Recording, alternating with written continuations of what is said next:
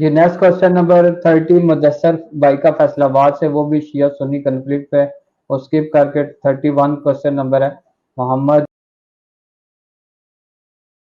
कोई सवाल पूछना है और आपने? हाँ जी चलें, इसके अलावा आप ये अगर और ले लें, ये वो जो खूनी कुर्ते के हवाले से उस्मान रज़ी अल्लाह अन्हु का खूनी कुर्ता जामिया मस्जिद दमिश्क में लटकाया गया था, तो ये सवाल ये इसकी सही सनद मौजूद है? अच्छा एक मिनट वेट करें, मैं आपका सवाल नोट करता हूँ। शहर आपने कौन सा बताया था मुदस्सर भाई? फैसलाबाद। अच्छा एक मिनट। हज़रत उस्मान रजी अल्लाह ताला अन्हु का जो कुर्ता,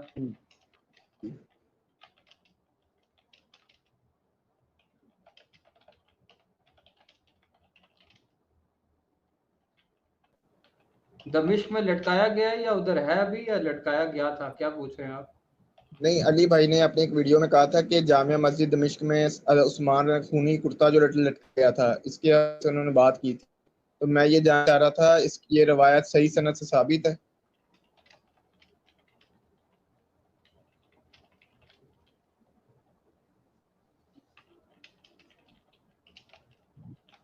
ठीक है, मैंने आपका सवाल नोट कर लिया। क्वेश्चन नंबर 33 है आपका, 33 नंबर सवाल है। ठीक है, अली भाई से पूछेंगे, आप सेशन देख लीजिएगा। ठीक है भाई,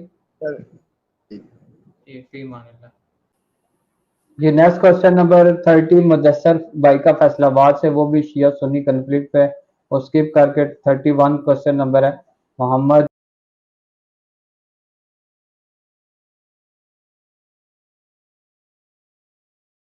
और ये हमें आगे बातें करते हैं जी हज़रत उस्मान के मुखालफिन होते हैं। हज़रत उस्मान को भी तुसी मरवाया है सरकार, हाँ, बनु उमैया नहीं मरवाया।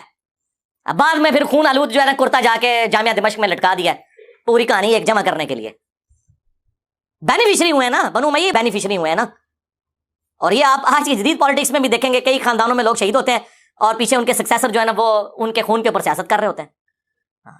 ये खून आलूद कुर्ते आज भी लोगों ने लटकाए में।